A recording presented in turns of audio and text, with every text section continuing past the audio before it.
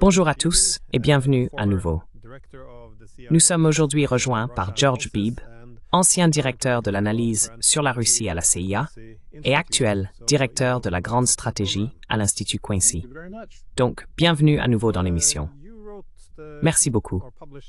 Vous avez publié un livre en 2019 intitulé « Le piège russe, comment notre guerre de l'ombre avec la Russie pourrait dégénérer en catastrophe nucléaire ».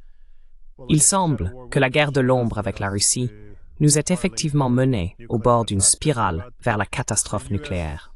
Mais les efforts diplomatiques entre les États-Unis et la Russie semblent aujourd'hui offrir une lueur d'espoir, c'est-à-dire la possibilité de mettre fin à la guerre en Ukraine, qui est, je suppose, à l'épicentre du conflit plus large entre l'Occident et la Russie.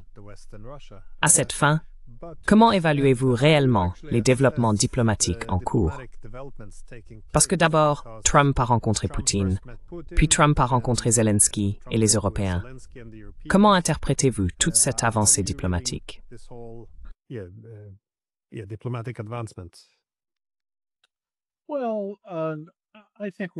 Eh bien, je pense que nous commençons à voir des efforts sérieux pour aborder les questions de fond qui devront être traitées afin de parvenir à un accord de paix. Avant cela, nous essayons vraiment de mettre en place un cessez-le-feu, quelque chose que Trump aurait pu présenter comme une réussite, comme ayant mis fin aux tueries, mais qui n'aurait en réalité en rien contribué à résoudre les problèmes à l'origine de ce conflit. Et les Russes ont dit non. Cela ne nous intéresse pas, un cessez-le-feu. Si vous voulez parler de ce qu'ils appellent les racines de ce conflit et de la manière d'y remédier, nous sommes prêts à en discuter. Mais sinon, nous n'allons pas simplement arrêter le conflit sans obtenir ce que nous estimons absolument nécessaire de notre point de vue.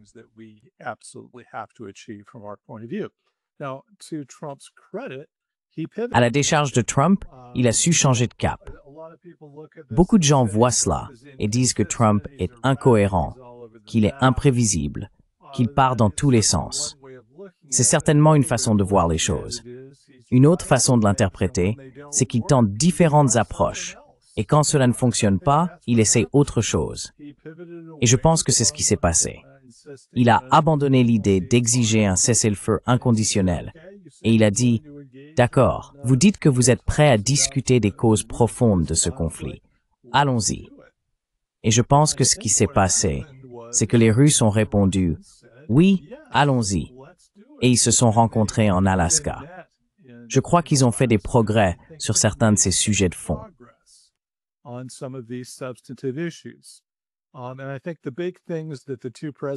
Et je pense que les grandes avancées sur lesquelles les deux présidents ont laissé entendre qu'ils étaient prêts à s'entendre sont les suivantes. Trump a laissé entendre qu'il était prêt à fermer la porte à l'adhésion de l'Ukraine à l'OTAN.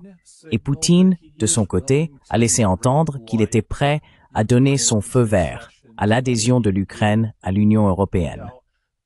À elles seules, ces mesures représentent, selon moi, des avancées extrêmement significatives.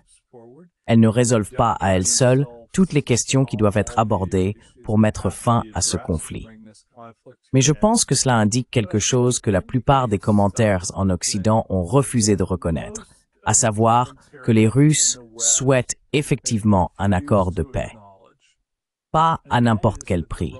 Pas un accord qui impliquerait une capitulation russe, mais un accord qui prenne en compte les intérêts de sécurité fondamentaux que les Russes estiment être en jeu.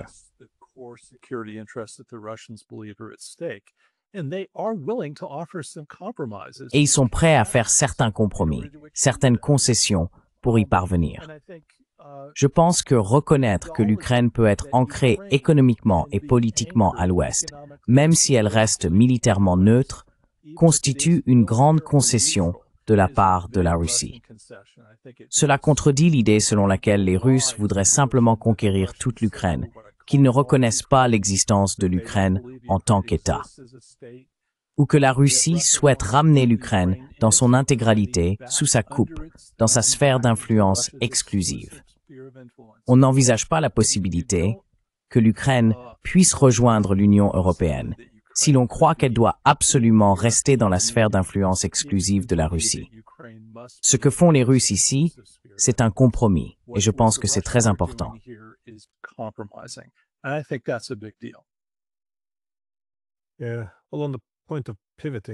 Oui, eh bien, sur la question du changement de cap, je suppose que ce n'est pas toujours une mauvaise chose. Ici en Europe, il semble qu'il parle encore d'une voie vers l'adhésion à l'OTAN, de garantie de sécurité de l'article 5, d'aucune concession territoriale, et, vous savez, tant qu'à faire, d'exiger même 1000 milliards de dollars de réparation. Plus de diplomatie avec les Russes, alors même qu'ils souhaitent participer à la diplomatie qui est sur la table des négociations. Donc, je suppose qu'un certain changement de cap du côté européen serait le bienvenu.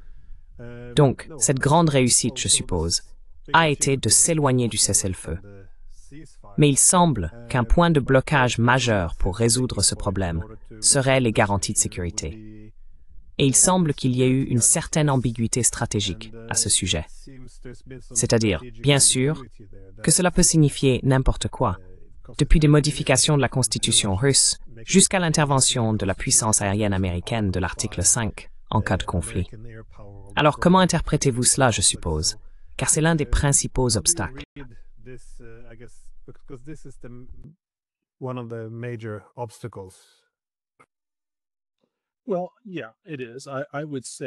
Eh bien, oui, c'est le cas.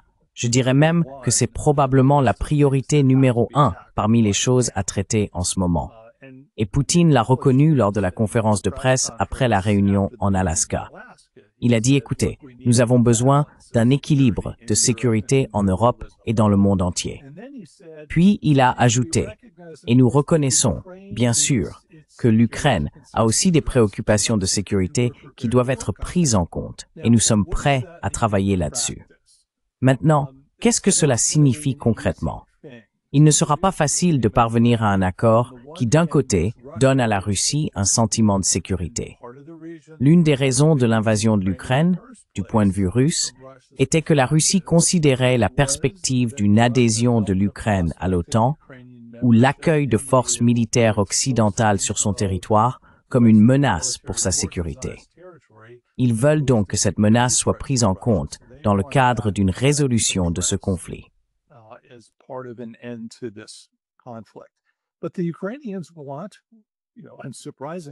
Mais les Ukrainiens veulent, sans surprise, des garanties que les Russes ne vont tout simplement pas utiliser un accord de paix comme une pause pour renforcer leurs forces, se regrouper et réenvahir.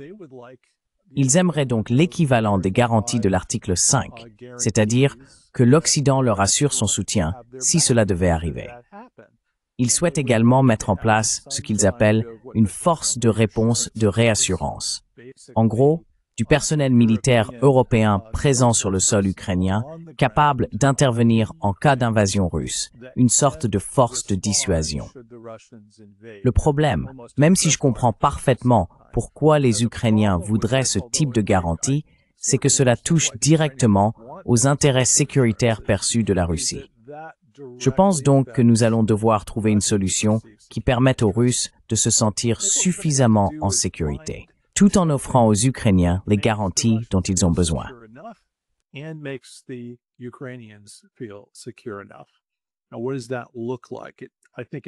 Alors, à quoi ça ressemblerait-il? Je pense que cela n'impliquera certainement pas de garantie de type article 5 de la part des États-Unis, ni d'ailleurs de la part des Européens. Les Européens ne peuvent pas se permettre d'offrir à l'Ukraine une garantie de type article 5 si les États-Unis ne les soutiennent pas sur ce point. Et je ne pense pas que nous le ferons. Et je ne pense pas que nous devrions le faire, car cela me semble être une recette pour une spirale d'escalade menant à un conflit direct avec la Russie. Je ne pense pas non plus que les Russes toléreront la présence d'une quelconque force de combat européenne sur le sol ukrainien. Ils l'ont dit très explicitement, non seulement dans la déclaration du ministère des Affaires étrangères publiée lundi, mais aussi depuis de nombreuses années.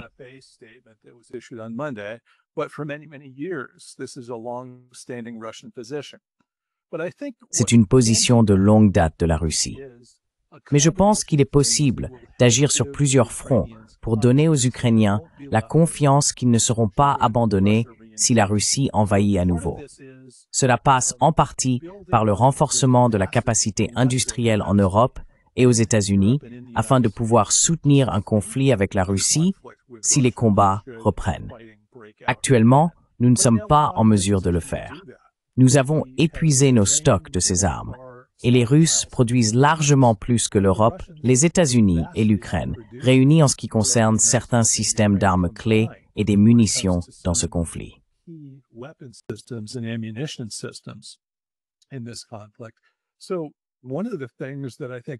L'un des éléments qui, selon moi, pourrait dissuader la Russie serait la preuve que l'Occident, et l'Europe en particulier, reconstruit une capacité militaro-industrielle capable de soutenir l'Ukraine en cas de nouvelle invasion.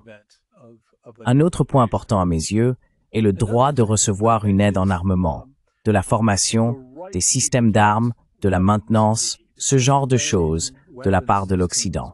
Cela doit absolument faire partie de l'accord.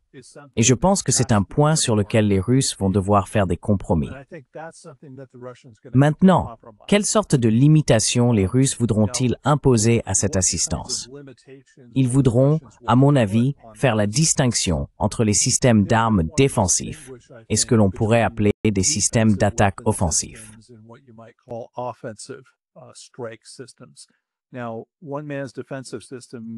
Or, le système défensif d'un homme peut être perçu comme un système offensif par un autre. Il n'existe pas de distinction très claire qui puisse être faite facilement à ce sujet.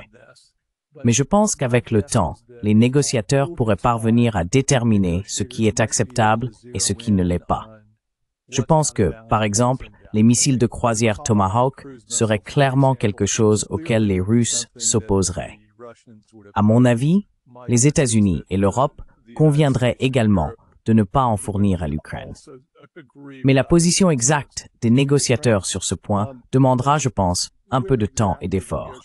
Je pense aussi que les Russes voudront aborder la question de la présence de formateurs ou de personnels de maintenance occidentaux sur le territoire ukrainien.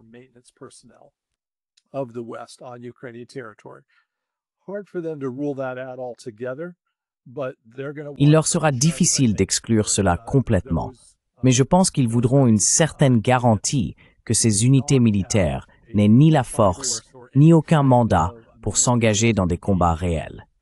Encore une fois, ce ne sera pas facile à intégrer dans un accord, mais je pense que ce sera un point sur lequel les négociateurs devront se pencher sérieusement.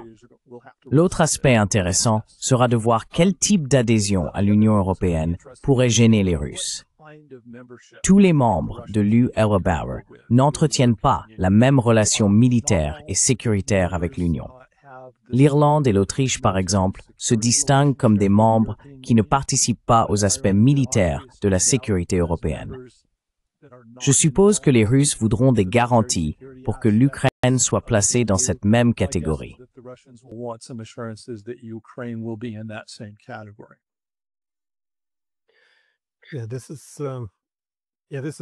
Oui, c'est un problème inhérent à toute garantie de sécurité, à savoir qui fournirait ces garanties de sécurité. Étant donné que la Russie considère, pour, je suppose, de bonnes raisons, qu'il s'agit avant tout d'un conflit entre l'OTAN et la Russie qui se déroule en Ukraine. Il ne voudrait pas que l'OTAN, ou des pays membres de l'OTAN, jouent un rôle significatif, ce qui, comme vous l'avez suggéré, déclencherait la principale raison de l'invasion au départ, c'est-à-dire empêcher la présence de l'OTAN en Ukraine. Je crois que la Russie a suggéré que la Chine pourrait jouer un rôle, ce à quoi les Ukrainiens se sont immédiatement opposés.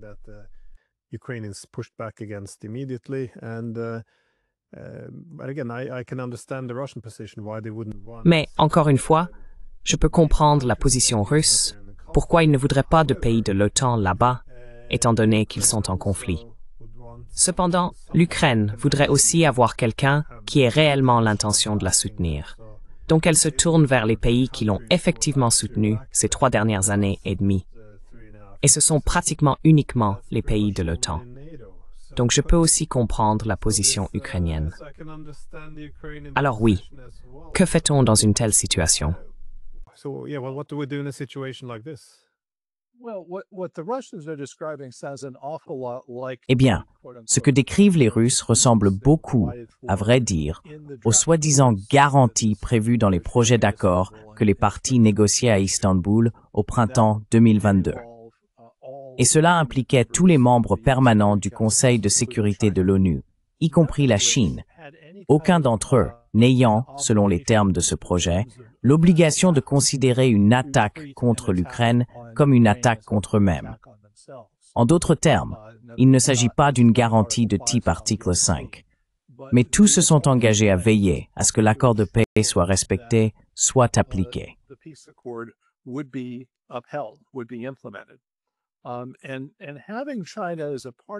Et avoir la Chine impliquée dans cela n'est pas une mauvaise chose, à mon avis, du point de vue des Ukrainiens. Bien que la Chine, je pense, ne veuille pas voir la Russie perdre cette guerre, elle a des sentiments mitigés à ce sujet. D'une part, l'idée qu'un État puisse en envahir un autre, s'emparer d'une partie de son territoire, l'annexer et la revendiquer comme sienne, évoque pour la Chine elle-même des souvenirs historiques très douloureux. Il est d'ailleurs intéressant de noter que les Chinois n'ont jamais reconnu l'annexion de la Crimée par la Russie. Je ne m'attends pas à ce qu'ils le fassent de sitôt, honnêtement, car c'est une question de principe pour eux.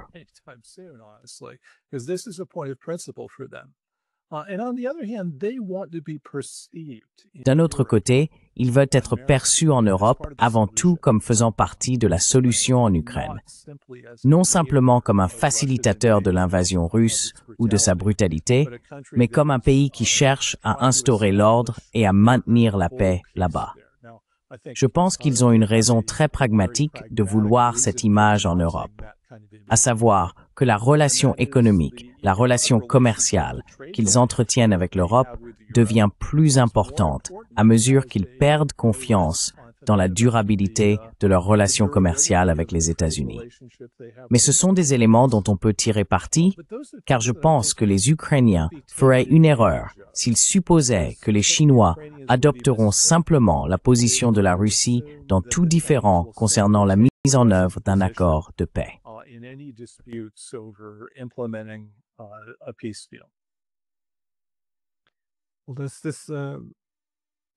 Eh bien, je pense que la prochaine étape de ce processus diplomatique devrait être une rencontre entre Zelensky et Poutine. Mais il est difficile d'imaginer que cela ait lieu. Du moins, les Russes seraient réticents à organiser une telle rencontre, à moins qu'il n'y ait réellement quelque chose à conclure. Ils voudraient donc obtenir des concessions territoriales et des clarifications sur ce que signifieraient réellement les garanties de sécurité. Et évidemment, ils savent que l'OTAN en est la base, mais ils en sont encore assez loin, et il serait très difficile pour Zelensky de tenir ses engagements. Je veux dire, il a encore des nationalistes très puissants dans son pays.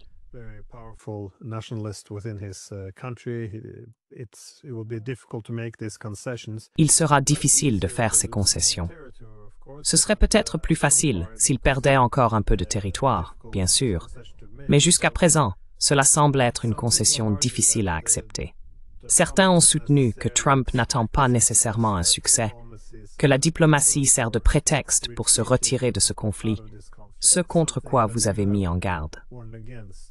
Vous avez dit qu'il vaut mieux conclure un accord plutôt que de laisser un chaos derrière soi. Mais voyez-vous la possibilité que cette diplomatie ne soit qu'un prétexte pour retirer l'Amérique de tout ce bourbier avant que tout ne s'effondre?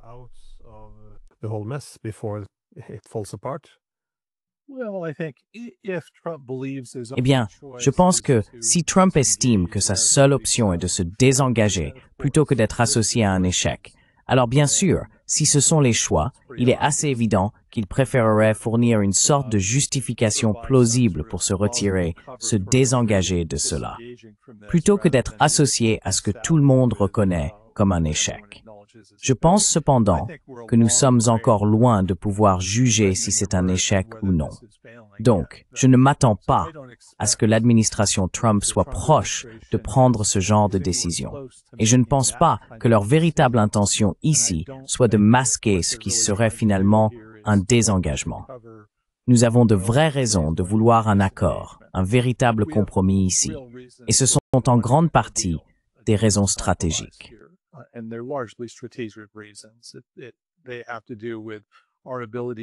Elles concernent notre capacité à faire face à la montée en puissance de la Chine, le type d'équilibre que nous pouvons instaurer dans un monde multipolaire émergent où l'Europe et la Russie devraient jouer un rôle si nous voulons avoir une chance de parvenir à un équilibre raisonnable. Rien de tout cela ne sera vraiment possible si nous ne parvenons pas à un compromis pour mettre fin à cette guerre, un compromis qui permette à l'Europe de se reconstruire et de prospérer, plutôt que de souffrir d'une plaie béante et permanente au cœur du continent. Je pense donc que l'administration Trump en est consciente. Ils veulent réellement un accord. Maintenant, cet accord est-il imminent? Allons-nous voir Poutine s'asseoir avec Zelensky pour trouver une solution raisonnable? Je ne le pense pas. Selon moi, l'approche russe dans cette affaire est ce que j'appellerais une approche diplomatique traditionnelle.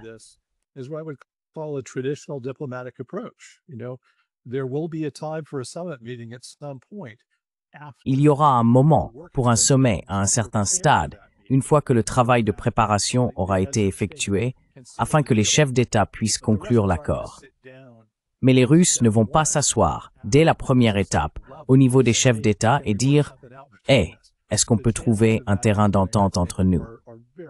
Les chances que cela se produise, à mon avis, sont très minces.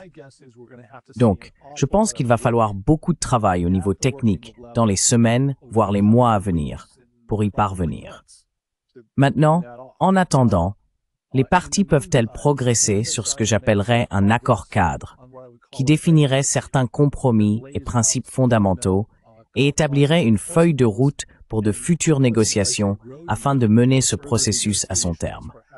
Cela me semble bien plus possible. Ce n'est pas quelque chose qui nécessite une rencontre directe entre Zelensky et Poutine.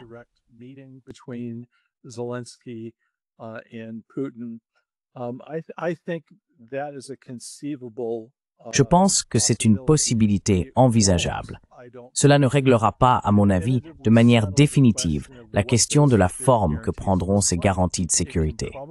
Cela pourra probablement établir certains principes qui guideront les négociateurs lorsqu'ils essaieront de préciser ce que tout cela signifie concrètement. Je ne pense pas qu'il soit question, à ce stade, d'échanges territoriaux. À mon avis, ils pourraient probablement s'accorder pour geler les lignes de front actuelles, sans préjuger de la question de savoir à qui appartient tel ou tel territoire, et reconnaître que cela devra être réglé à la table des négociations. Maintenant, quel intérêt les Russes auraient-ils à accepter cela?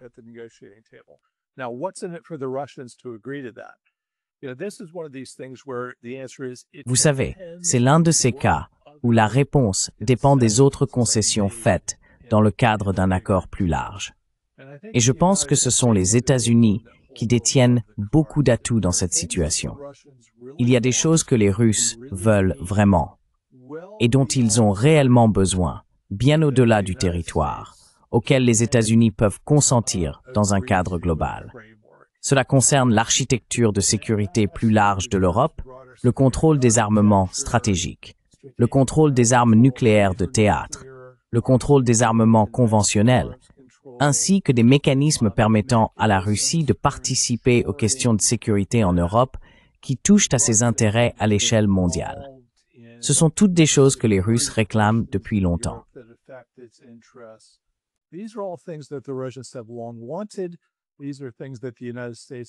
Ce sont des choses auxquelles les États-Unis ont été très réticents à s'engager. Ce sont des choses que les Européens ne veulent absolument pas. Ils ne veulent pas que les Russes aient leur mot à dire dans les affaires de sécurité européennes. Ils considèrent que cela relève de leur domaine, en particulier les personnes à Bruxelles qui se sont habituées à une certaine vision de ce que l'Europe devrait être et de la manière dont elle devrait être dirigée. Ils n'ont aucun intérêt à ce que les Russes aient leur mot à dire dans tout cela. Mais je pense qu'en réalité, il n'y aura pas de règlement en Ukraine, à moins que les Européens ne soient prêts à reconnaître que l'époque où les Russes étaient tenus à l'écart sans voix dans les questions de sécurité européenne qui concernent les intérêts russes touche à sa fin.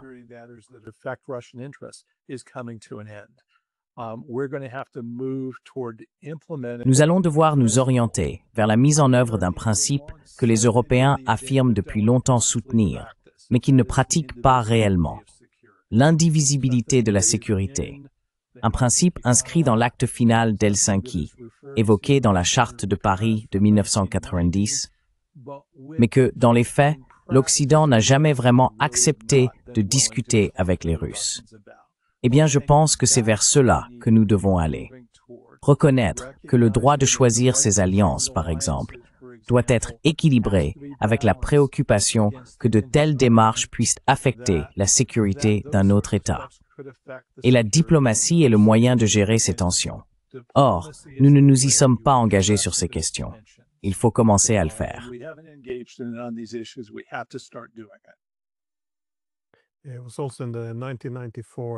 C'est également lors de la création de l'OSCE en 1994 que le principe de sécurité indivisible a été affirmé, qu'un camp ne devrait pas renforcer sa sécurité au détriment de l'autre. Mais cela va devenir le slogan, cependant. La Russie n'a pas de droit de veto. C'est le slogan depuis les années 90. On dit, qu'est-ce que l'Europe? L'Europe, c'est l'UE et l'OTAN. La Russie n'en fait pas partie, donc elle n'a pas de droit de veto. On se retrouve donc dans cette situation très gênante où le plus grand pays d'Europe, en termes de territoire, de population, de puissance militaire et d'économie, en parité de pouvoir d'achat, est soudainement le seul pays qui ne devrait pas avoir de place à la table en Europe. Il ne faut pas être un génie pour comprendre d'où viennent les tensions.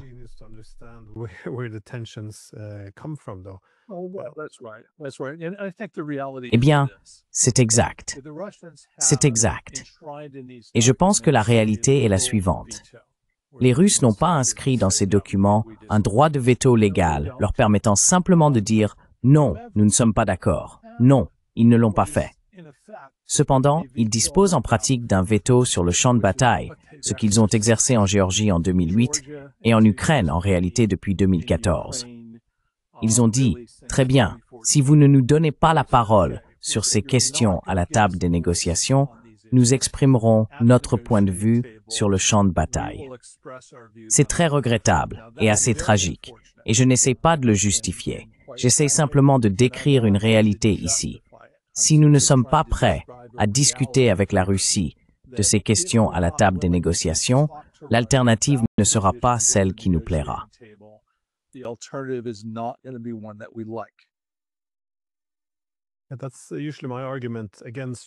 C'est généralement mon argument contre la suppression du droit de veto au Conseil de sécurité de l'ONU. Autrement dit, si vous disposez d'une voie institutionnelle ou d'un droit de veto institutionnel, vous pouvez l'utiliser. L'idée même que l'on puisse simplement priver des pays de cette voie institutionnelle et qu'ils vont alors docilement se conformer aux décisions. Non, sans cette voie institutionnelle, ils se replieront sur le veto militaire. J'ai donc toujours pensé que si l'on supprimait le droit de veto au Conseil de sécurité de l'ONU, il n'y a aucune chance que les Américains, les Russes ou les Chinois acceptent simplement de se plier à la majorité s'ils sont mis en minorité. Non, ils auraient recours à la force militaire.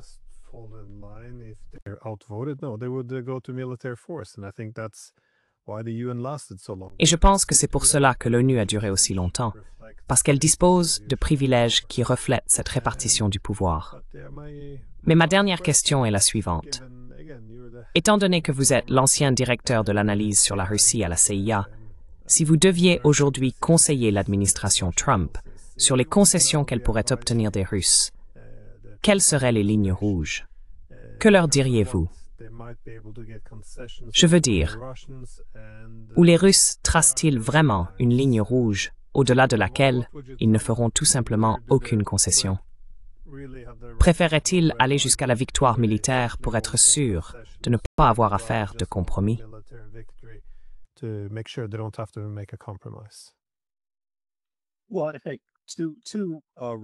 Eh bien, je pense que deux lignes rouges sont déjà très claires. La première est l'absence d'adhésion de l'Ukraine à l'OTAN et la seconde est l'absence de forces de membres de l'OTAN sur le territoire ukrainien. Je pense que les Russes ont été aussi explicites que possible sur le fait qu'ils sont prêts à faire la guerre pour empêcher cela si nous ne sommes pas disposés à en faire des éléments fondamentaux d'un accord. Maintenant, ils ont d'autres préoccupations, des choses qu'ils veulent voir abordées. Mais je ne suis pas sûr que l'une de ces autres questions relève de la catégorie des lignes rouges, c'est-à-dire des choses sur lesquelles ils n'ont absolument aucune flexibilité. Même sur la question du territoire, je pense que c'est probablement la plus épineuse des autres questions qui subsistent au-delà de ces questions de sécurité.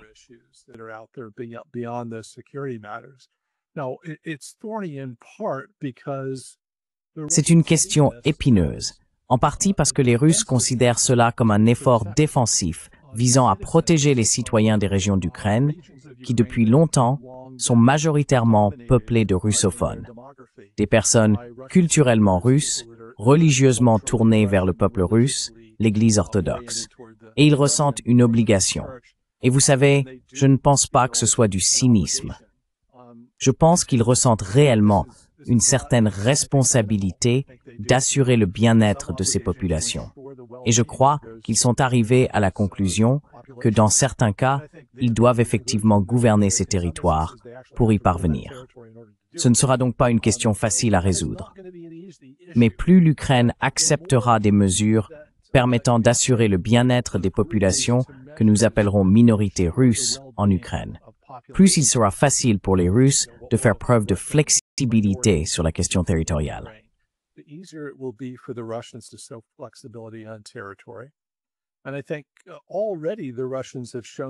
je pense que les Russes ont déjà montré une certaine flexibilité, du moins si l'on en croit les articles de presse, concernant la part des régions de Zaporizhia et de Kherson qu'ils sont prêts à insister pour conserver.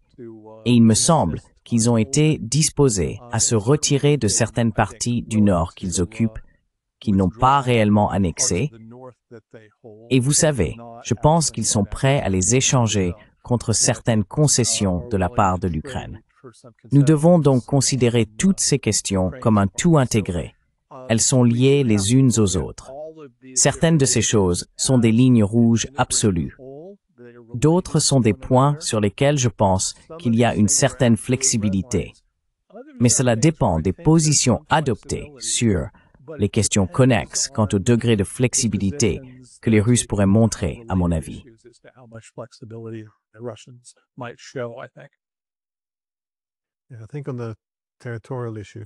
Je pense que sur la question territoriale, on peut la diviser en 3 catégories.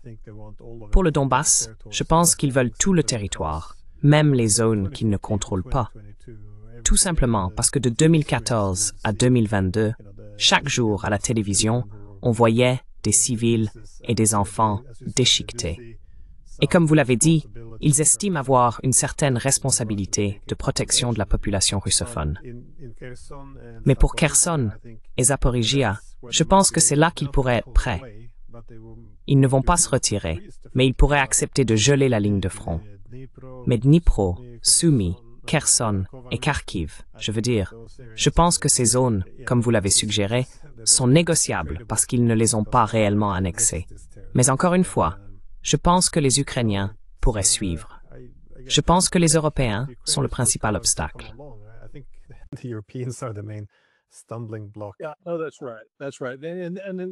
Ah, c'est vrai, c'est exact. Et puis, vous savez, en ce qui concerne le territoire, la réalité est la suivante. Tôt ou tard, si cette guerre n'est pas résolue, les Russes vont finir par capturer tout le Donetsk. Ce sera sanglant, bien sûr. Beaucoup de vies seront perdues dans ce processus. Mais je pense que la dynamique actuelle et la corrélation des forces sur le champ de bataille font que les Ukrainiens perdront cette terre s'ils n'acceptent pas un accord tôt ou tard. C'est donc une incitation puissante qui plane sur la situation.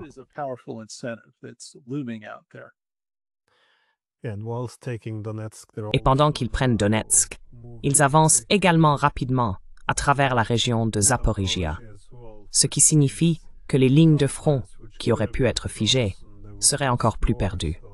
Donc je pense que cela pourrait mettre la pression sur les Européens. Quoi qu'il en soit, merci beaucoup, comme toujours, pour vos analyses. Thank you so much, as always, for your insights. Je vous remercie comme il faut.